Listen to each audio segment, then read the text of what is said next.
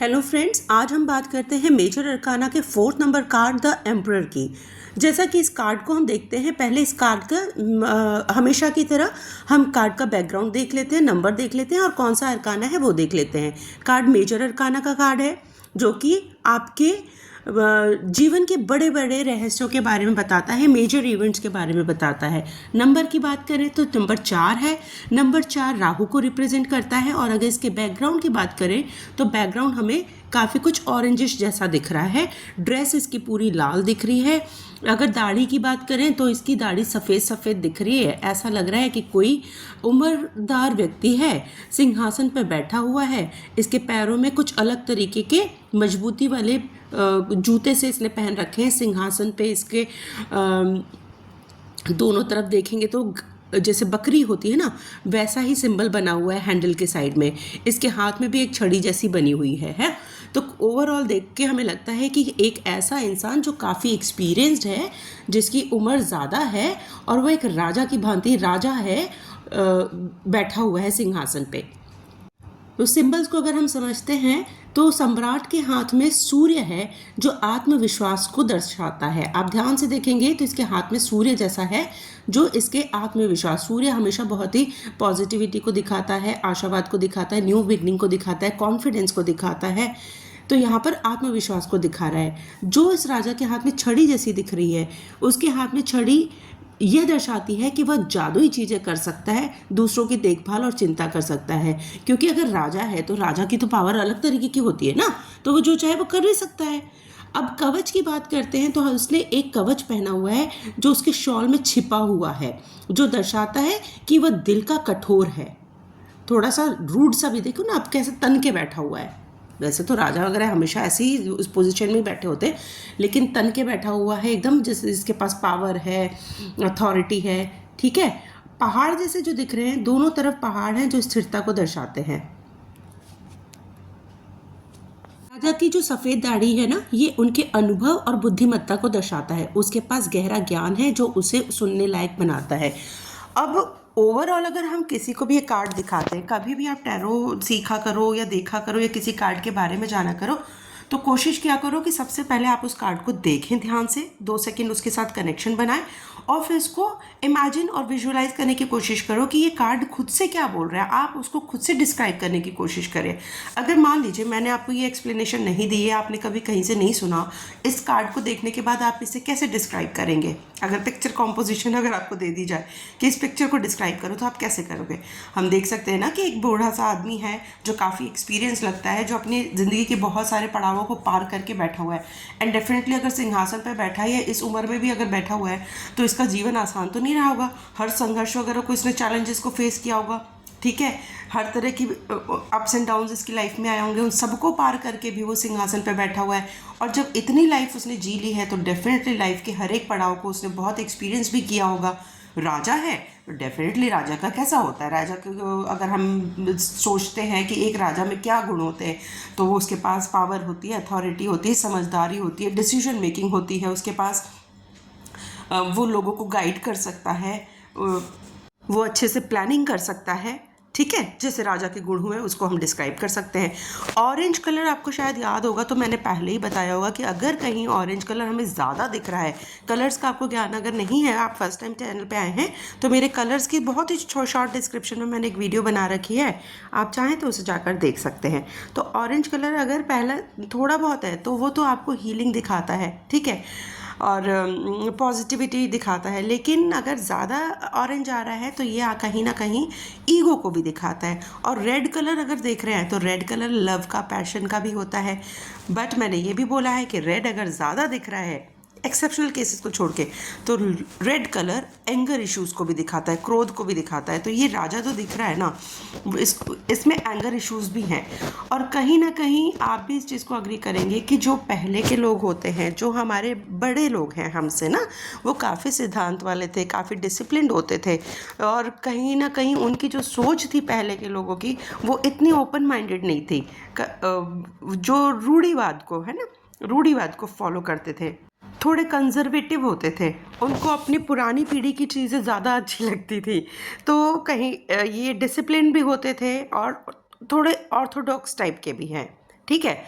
अब एक्शन लेने के लिए अगर हम इसको जूते को देखें तो देखिए वो नॉर्मल नहीं बैठा हुआ है, जूते वूते पहन के बिल्कुल टिप टाप अपना कवच वगैरह पहन के बैठा हुआ है, जैसे किसी चीज़ का एक्शन लेने की तैयारी में बैठा हुआ है।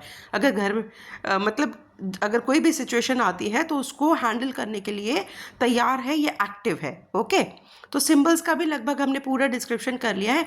इन केस आप लोग को कोई भी कुछ चीज़ समझ में नहीं आई है तो जैसे मैं हमेशा बोलती हूँ, आप लोग अपने मुझे कमेंट बॉक्स में अपने लिख के सवाल पूछ सकते हैं। और साथ ही साथ आपको मेरी वीडियो कैसी लगती है, आप लोग कहाँ से देख रहे हैं, रिक्वेस्ट है कि आप लोग ज़रूर बताया करें। और अगर मेरा वीडियो से 1% पे अगर आप लोगों को हेल्प मिलती है तो आप चाहें तो मुझे लाइक और सब्सक्राइब ज़रूर कर सकते हैं। ये रिक्वेस्ट भी है, बट चॉइस तो आप ही लोग की रहेगी ना कि करना है कि नहीं। अब हम आगे बढ़ते हैं और राजा के इस कार्ड का जो मतलब है ना उसको समझ लेते हैं कि कार्ड का मतलब क्या जा रहा है। तो यहाँ पर अगर कार्ड के मतलब की हम सबसे बात करें तो येस नो की रीडिंग में ये पॉजिटिव कार्ड है। अगर हम किसी भी क्लाइंट की येस नो की रीडिंग कर रहे हैं तो उसमें ये पॉजिटिव कार्ड है, एक सकारात्मक कार्ड है। यह कार्ड शक्ति को, पावर को, स्टेबिलिटी को एंड फादरली फिगर को रिप्रेजेंट करता है। मेल मेंबर है ना, वैसे कई जगह ये कार्ड किसी जेंडर को नहीं डिस्क्राइब करता, बट बेसिकली अभी फ़िलहाल के लिए इसमें जो हम इसको जो एम्फेसाइज कर रहे हैं वो फादरली फिगर को ही करता है ये, ठीक है।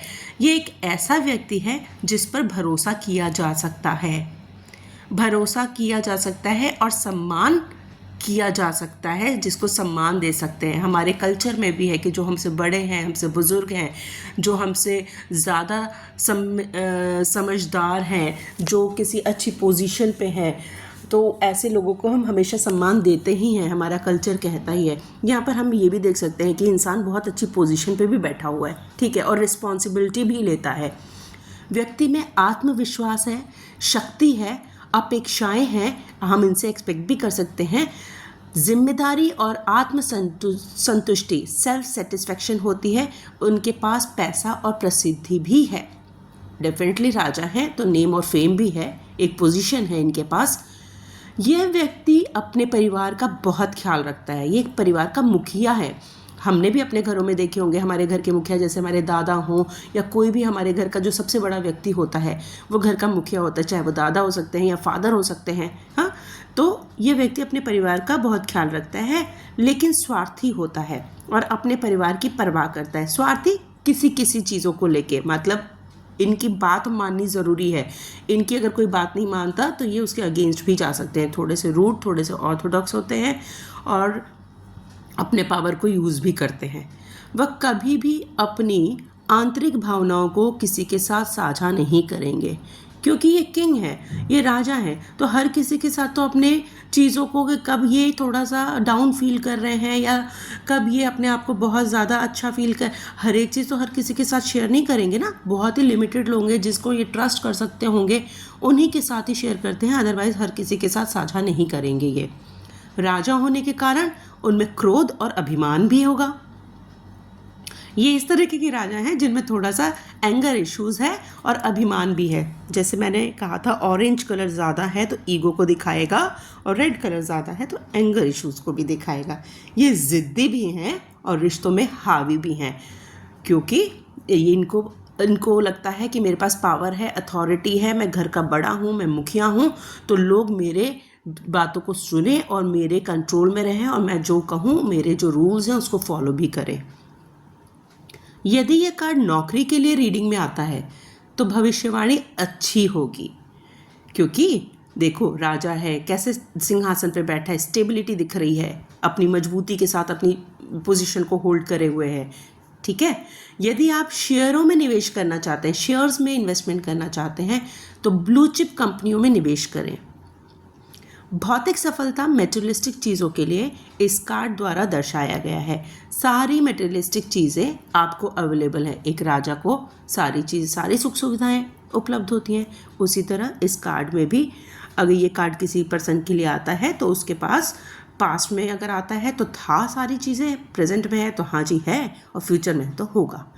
यह भूत, वर्तमान और भविष्य में स्थिरता को दर्शाता है। पास्ट, प्रेजेंट, फ्यूचर, सारे केसेस में ये स्टेबिलिटी और पावर को दर्शाता है, ठीक है। यह व्यक्ति दृष्टिकोण में बहुत पारंपरिक है। पारंपरिक मतलब जैसे मैं बताया था, ऑर्थोडॉक्स, अपने प्रिंसिपल्स को, अपने परंपराओं को, लेगेसी को आगे लेके चलता है और समय के साथ नहीं बदलता है। क्योंकि देखो ये बहुत ऑब्वियस भी है कि जो इंसान इतने टाइम अपनी उम्र गुजार लेता है अपने रूल्स के साथ, अपने प्रिंसिपल के साथ, तो इतना आसान नहीं होता कि आने वाली जनरेशन के साथ वो बहुत जल्दी अपने आप को चेंज कर ले। एक्सेप्शनल्स हर जगह होते हैं, बट अगर हम मैक्सिमम स्टैंडर्ड अगर लोगों का अगर बात करें तो मुश्किल होता है पुराने ज़माने के लोगों को आजकल की चीज़ों को एक्सेप्ट करना। तो सोच इनकी रूढ़िवादी रहेगी। अब ये राजा हैं तो ये अनुशासन, डिसिप्लिन को भी दिखाएंगे। लीडरशिप, राजा है तो डेफिनेटली लीडरशिप क्वालिटी भी होंगी। ये एक अपने आप को मेंटोर के रूप में भी या कहीं भी किसी अच्छी पोजीशन पर लीड करते हुए अपनी टीम को भी दिख सकते हैं। इसमें कई ऐसे और भी चीज़ें हैं जो क्वालिटीज़ होंगी जो एक राजा में दिखती है। अगर हम इनके सिंहासन पे दो बकरियां जैसी बनी हुई है ना, जो यहाँ पर हाथ रखा हुआ है इन्होंने, तो ये सिंहासन पर बने जो दो बकरियां सी है ना, ये मेष राशि, आप देखना ज़ोडिएक साइन वगैरह ना मेष राशि में ऐसा ही बना हुआ होता है। मेष राशि और मंगल ग्रह से जुड़े हुए हैं। ये साहस, जिद और नेतृत्व की भावना को भी दर्शाते हैं। मंगल एंगर इश्यूज होते हैं ना, अग्रेशन, मंगल हमेशा एंगर को, एक्ट एनर्जी को रिप्रेजेंट करता है। और माउंटेन्स तो मैं बता ही चुकी हूँ कि जो पर्वत दिख रहे हैं, हमेशा किसी भी कार्ड में अगर आपको माउंटेन्स दिखते हैं तो वो स्थिरता का और चुनौतियों का प्रतीक होते हैं। ये दर्शाते हैं कि सम्राट ने कठिनाइयों को पार करके स्थायित्व प्राप्त किया हुआ है। और सिंहासन का जो ठोस पत्थर है ना, उसका भी मतलब होता है स्टेबिलिटी और नियम और अनुशासन। ठीक है, ये बताता है कि निर्णय भावनाओं से नहीं तर्क से लिए जाते हैं। अगर हर डिसीजन इमोशन से लिए जाने लग जाए तो राजा सर्वाइव ही नहीं करेगा ना। राजा को तो हमें प्रैक्टिकल भी होना पड़ेगा कि ये अपनी फैमिली को सिक्योर करके चलते हैं। तो अगर ये कार्ड अगर सीधा आता है, अपराइट आता है, तो हम कह सकते हैं कि लीडरशिप क्वालिटी, स्टेबिलिटी, सिक्योरिटी, क्योंकि घर का मुखिया है तो मुखिया क्या करते हैं, अपने परिवार को संभाल के चलते हैं ना, अपनी परिवार की चीज़ों का ध्यान रख के चलते हैं। फादरली फिगर और सेल्फ कंट्रोल का भी है। अगर ये रिवर्स कार्ड आता है तो हम कह सकते हैं कि अत्यधिक जो जिस दिन की क्वालिटी होती है ना, वो चेंज हो जाती है, वो नेगेटिव हो जाती है। सबसे अत्यधिक कंट्रोल, पहले था इनका सेल्फ कंट्रोल है, दूसरा है अब अत्यधिक कंट्रोल, मतलब हर चीज़ में लोगों का कंट्रोल करना, कठोरता आ जाएगी, अनुशासन की कमी हो जाएगी। क्यों, राजा पहले अगर अपराइट सिचुएशन में डिसिप्लिन है तो अब इसमें इनडिसिप्लिन हो जाएगा, तानाशाही प्रवृत्ति हो जाएगी, किसी के बारे में भी नहीं सोचेगा, अपनी अपनी चलाएगा। तो जो क्वालिटीज़ पॉजिटिव इनकी क्वालिटीज़ अपराइट केसेस में थी, उसका उल्टा हो जाएगा। डियर फ्रेंड्स, उम्मीद करती हूँ कि ये चीज़ें आपको समझ में आ रही होंगी। फास्ट मुझे पता है मैं बहुत फास्ट बोल रही हूँ, लेकिन जानबूझ के बोलती हूँ ताकि आप लोगों का बहुत ज़्यादा लेंदी वीडियो ना बन जाए और आप लोगों के लिए इश्यूज़ ना हो। नेक्स्ट वीडियो में हम एज़ यूजुअल जैसे बाकी कार्ड्स की रीडिंग करते हैं कि पास्ट, प्रेजेंट, फ्यूचर क्या रहेगा, प्रेडिक्शन और रीडिंग कैसे की जाएगी। अगर किसी क्लाइंट के लिए ये कार्ड आता है तो उसकी पास्ट, प्रेजेंट की, फ्यूचर की रीडिंग कैसे की जाएगी, उसका हेल्थ, उसका बिजनेस, करियर, जॉब जो भी है, और उसका रिलेशन, उसके लिए पास्ट, प्रेजेंट, फ्यूचर की रीडिंग कैसे की जाएगी। ये भी 7 एस्पेक्ट से हम लोग इसको करेंगे। उम्मीद करती हूँ आप लोग को समझ में आ गया होगा। ना आया हो तो बिल्कुल बेशक आप लोग का बहुत बहुत स्वागत है। आप कमेंट बॉक्स में लिख के मेरे से क्वेश्चन पूछ सकते हैं, या एक कम्युनिटी, हाँ एक रिक्वेस्ट है और है, आप लोग कम्युनिटी पोस्ट यूज़ कर सकते हैं। वहाँ पर हम लोग अपनी एक टैरो सेंटर फैमिली बना सकते हैं, अगर आप लोग मुझे सपोर्ट करें और मेरा साथ दें तो। वरना आप लोग की इच्छा के बगैर तो मेरा कुछ भी नहीं हो सकता है। रिक्वेस्ट है, वीडियो अगर पसंद आती है, अगर आप लोग को हेल्प मिलती है इससे, तो आप इसे हाइप, लाइक, शेयर, सब्सक्राइब ज़रूर करें। ढेर सारी शुभकामनाओं के साथ मैं इस वीडियो को यहीं पर समाप्त करती हूँ। Thank you so much.